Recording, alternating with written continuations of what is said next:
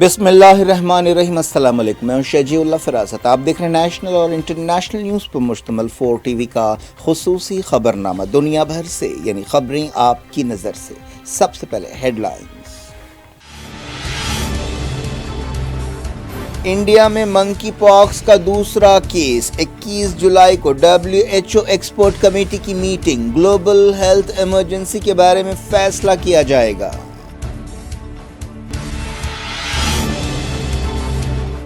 نئے صدر کو چننے کے لیے پارلیمنٹ اور اسمبلیوں میں ووٹنگ، ایس پی اور کانگریس کے ارکان نے کی مرمو کے حق میں کراس ووٹنگ۔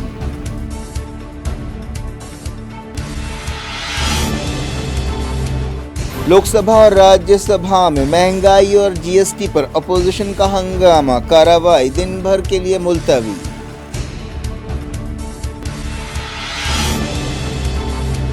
پنجاب صوبے کے بائی الیکشنز میں کامیابیوں سے عمران خان کے حوصلے بلند، کہا نئے الیکشنز کرائے جائیں، حمزہ شریف کو چیف منسٹر کی گدی چھوڑنی پڑے گی۔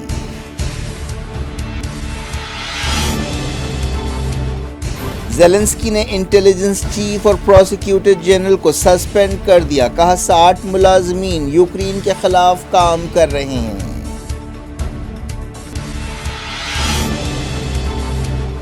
پوٹین منگل کو تہران کا دورہ کریں گے، ابراہیم رئیسی اور طیب اردوان سے ملاقات کا منصوبہ، یوکرین کا مسئلہ چھایا رہے گا۔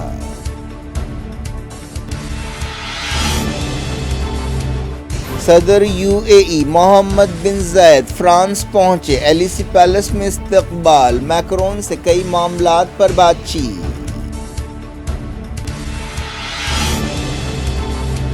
ایران نیوکلیئر بم بنانے کی صلاحیت رکھتا ہے، سابق وزیر خارجہ نے کیا خلاصہ، کہا عرب نیٹو کا منصوبہ ناکام ہوگا۔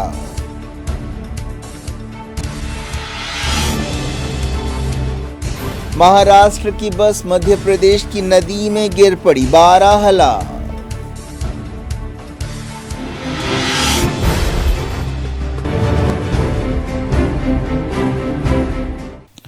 ہیڈ لائنز آپ نے دیکھی، اب خبروں کی تفصیل کی طرف آپ کو لیے چلتے ہیں۔ کیرلا کے کنور میں انڈیا کا دوسرا منکی پاکس کیس پایا گیا۔ اس شخص نے دبئی سے سفر کیا تھا، وہ 13 جولائی کو منگلور ایئرپورٹ پہنچا، اسے بیماری کی علامتیں پائی جانے کے بعد ہاسپٹل میں شریک کیا گیا اور اس کے سیمپلز نیشنل انسٹی ٹیوٹ آف وائرولوجی پونے روانہ کیے گئے، جہاں معلوم ہوا کہ وہ منکی پاکس سے متاثر ہے۔ اس مریض کا کنور کے پریارم میڈیکل کالج ہاسپٹل میں علاج کیا جا رہا ہے۔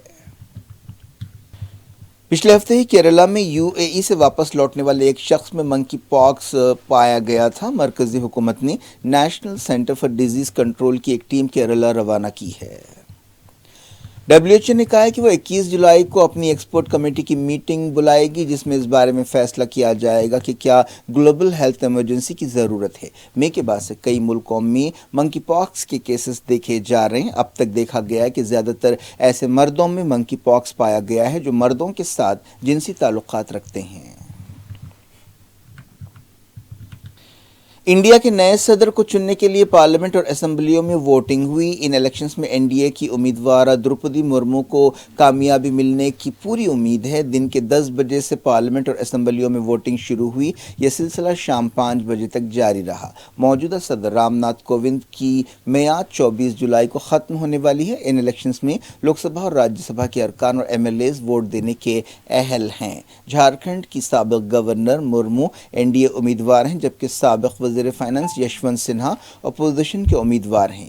776 ارکان پارلیمنٹ اور 4000 سے زیادہ MLAs ووٹ دینے کے اہل تھے۔ وزیر اعظم نریندر مودی اور مرکزی وزیر انوراگ ٹھاکر، پیوش گوئل، منسکھ منڈاویا ان ووٹرز میں شامل تھے جنہوں نے جلدی یعنی سب سے پہلے پارلیمنٹ ہاؤس میں ووٹ دیا۔ ووٹوں کی گنتی جمعرات کو ہوگی۔ سماج وادی پارٹی کے شیو پال نے کہا ہے کہ وہ یشونت سنہا کو ووٹ نہیں دے سکتے کیونکہ انہوں نے ملائم سنگھ یادو کو ISI ایجنٹ کہا تھا۔ ایسی خبریں ہیں کہ کانگریس اور SP کے بعض لیڈرز نے مرمو کے حق میں کراس ووٹنگ کی۔ مرمو کے حق میں کراس ووٹنگ کرنے والے بعض کانگریس MLAs نے کہا کہ انہوں نے اپنے دل اور ضمیر کی آواز پر ووٹ دیا۔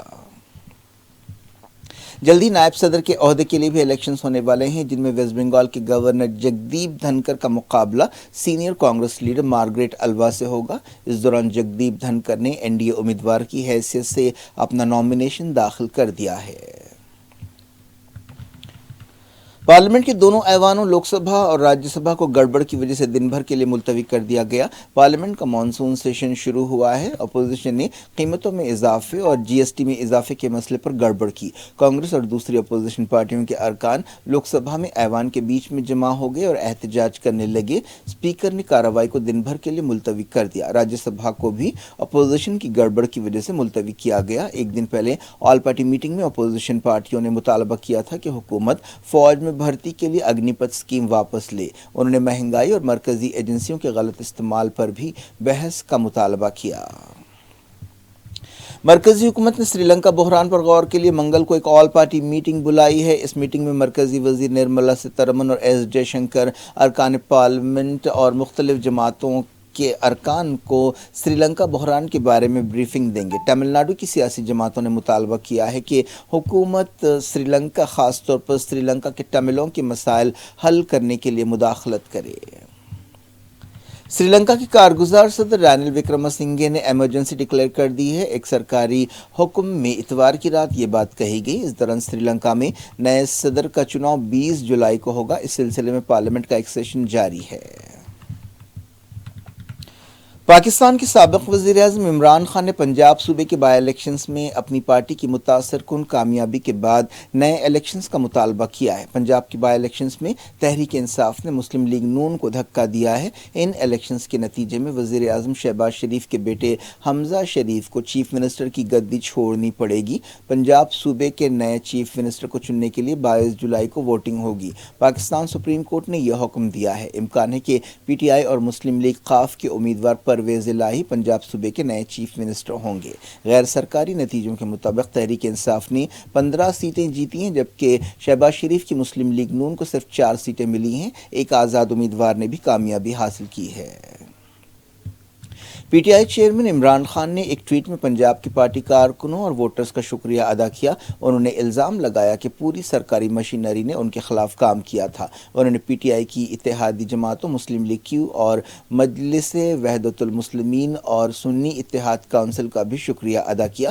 عمران خان نے کہا کہ صاف ستھرے الیکشنز ہی آگے بڑھنے کا ایک راستہ ہے۔ ایکسپرٹس کا کہنا ہے کہ یہ الیکشنز عمران خان کی واپسی کو ظاہر کرتے ہیں۔ پچھلے دنوں عمران خان کو نو کانفیڈنس موشن کی وجہ سے وزیر اعظم کی کرسی سے ہاتھ دھونا پڑا تھا۔ سابق وزیر اعظم نواز شریف کی بیٹی مریم نواز نے، جو پنجاب میں مسلم لیگ نون کی مہم کو لیڈ کر رہی تھی، کہا کہ ان کی پارٹی فیصلے کو قبول کرتی ہے۔ یوکرین کی صدر وولڈومیر زیلنسکی نے اپنی انٹیلیجنس ایجنسی کے چیف اور پروسیکیوٹر جنرل کو سسپینڈ کر دیا ہے۔ 2 طاقتور اداروں میں غداری کے کئی معاملات کا حوالہ دیتے ہوئے ان کے خلاف کارروائی کی گئی۔ انہوں نے کہا کہ 60 سے زیادہ سابق ملازمین اب رشیا کے قبضے والے علاقوں میں یوکرین کے خلاف کام کر رہے ہیں۔ ان عہدیداروں نے اس بارے میں کوئی تبصرہ نہیں کیا۔ زیلنسکی نے ایک ویڈیو خطاب کیا جس میں کہا کہ قومی سلامتی کی بنیادوں کے خلاف جرم کیے گئے ہیں، جن سے ان اداروں کے چیفز کے بارے میں سنگین سوال پیدا ہوتے ہیں۔ حالیہ عرصے میں یوکرین کے کئی علاقوں پر رشیا نے اپنی پکڑ مضبوط بنا لی ہے۔ ایسٹ یوکرین کے کئی مقامات پر رشیا کی شیلنگ جاری ہے۔ ڈونباس میں تازہ شلباری میں 2 لوگ مارے گئے۔ نورسک ٹاؤن میں 6 لوگوں کی موت ہوئی۔ ماسکو نے فوج کو حکم دیا ہے کہ یوکرین کے لمبی دوری کے میزائلز اور توپ خانے کو تباہ کرنے پر توجہ دی جائے۔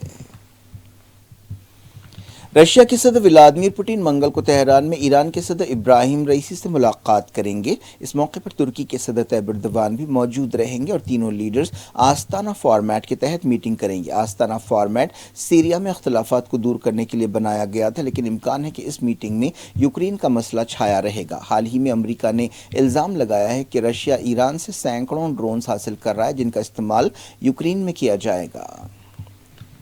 ماریوپول سے ساؤتھ یوکرین کے دوسرے علاقوں کو رشیا سے فوجی سامان شفٹ کیا جا رہا ہے۔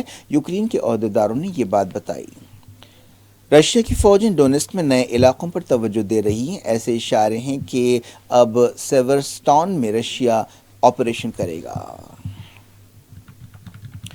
UAE کے صدر شیخ محمد بن زائد ال نہیان ایک سرکاری دورے پر فرانس پہنچے۔ مئی کے مہینے میں صدر بننے کے بعد سے ان کا پہلا بیرونی دورہ ہے۔ شیخ محمد کا ایلیسی پیلس میں استقبال کیا گیا۔ صدر ایمانوئل میکرون نے ان کا رسمی استقبال کیا اور ان سے مستقبل کی توانائی، ماحولیاتی تبدیلی اور جدید ٹیکنالوجی کے بارے میں بات چیت کی۔ اس کے علاوہ علاقائی سیکیورٹی اور استحکام کے بارے میں بھی خیالات کا تبادلہ کیا گیا۔ عہدیداروں نے بتایا کہ دونوں لیڈرز نے آپسی تعلقات، تعلیم، کلچر، صحت، خلا اور دوسرے شعبوں کے بارے میں بات چیت کی۔ اسرائیل کے ایک اہم فوجی جنرل نے موراکو کا دورہ کیا اور فوجی تعلقات اور سمجھوتوں کے بارے میں بات چیت کی۔ موراکو ان عرب ملکوں میں شامل ہے جنہوں نے ٹرمپ کے دور میں اسرائیل کے ساتھ سفارتی تعلقات قائم کیے تھے۔ اسرائیلی جنرل ایوی کوچاوی کے دورے کو دونوں ملکوں کے درمیان تعلقات کو مضبوط کرنے کی علامت کے طور پر دیکھا جا رہا ہے۔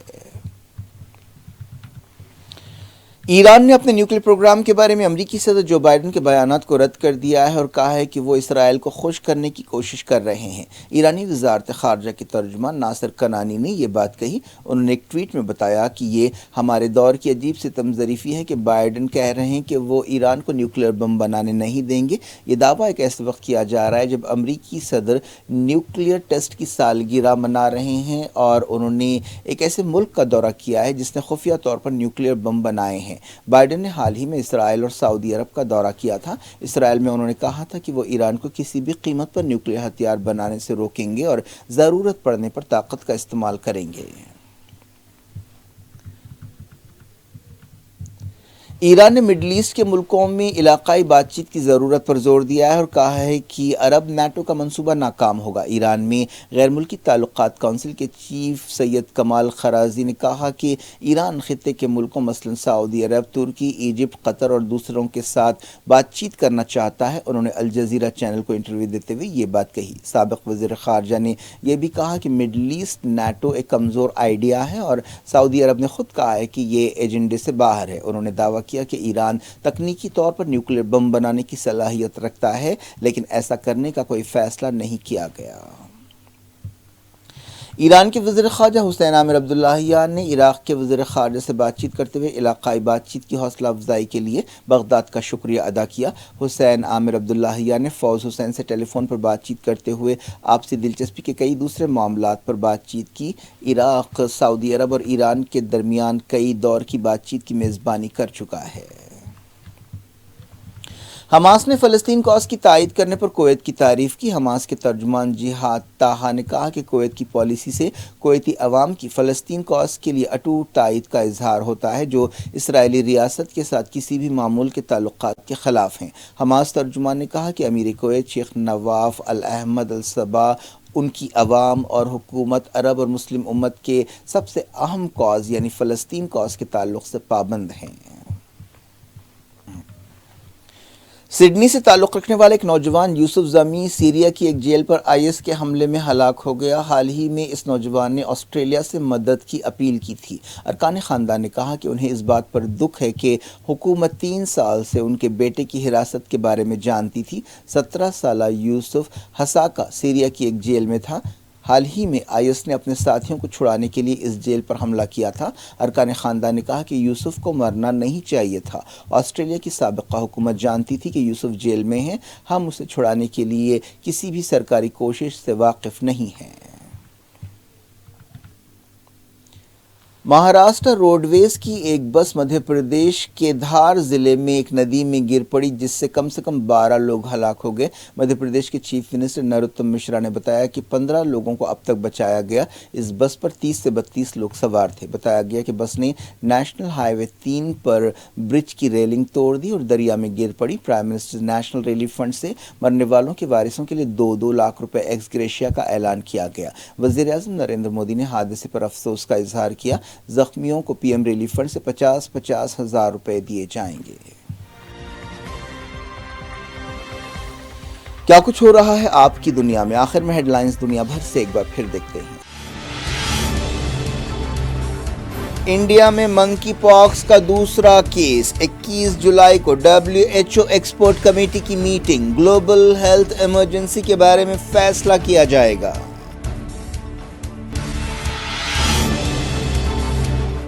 نئے صدر کو چننے کے لیے پارلیمنٹ اور اسمبلیوں میں ووٹنگ، ایس پی اور کانگریس کے ارکان نے کی مرمو کے حق میں کراس ووٹنگ۔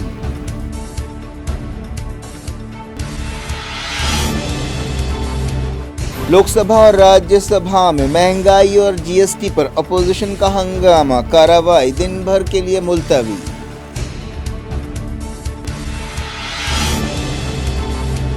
پنجاب صوبے کے بائی الیکشنز میں کامیابیوں سے عمران خان کے حوصلے بلند، کہا نئے الیکشنز کرائے جائیں، حمزہ شریف کو چیف منسٹر کی گدی چھوڑنی پڑے گی۔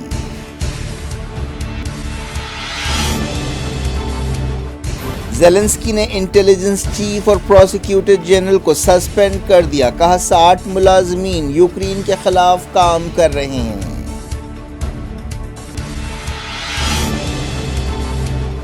پوٹین منگل کو تہران کا دورہ کریں گے، ابراہیم رئیسی اور طیب اردوان سے ملاقات کا منصوبہ، یوکرین کا مسئلہ چھایا رہے گا۔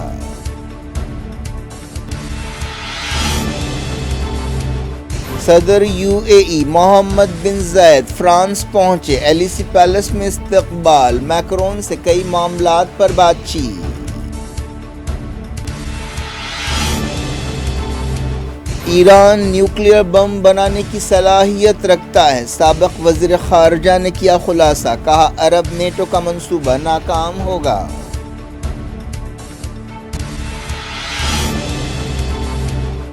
مہاراشٹر کی بس مدھیہ پردیش کی ندی میں گر پڑی، 12 ہلاک۔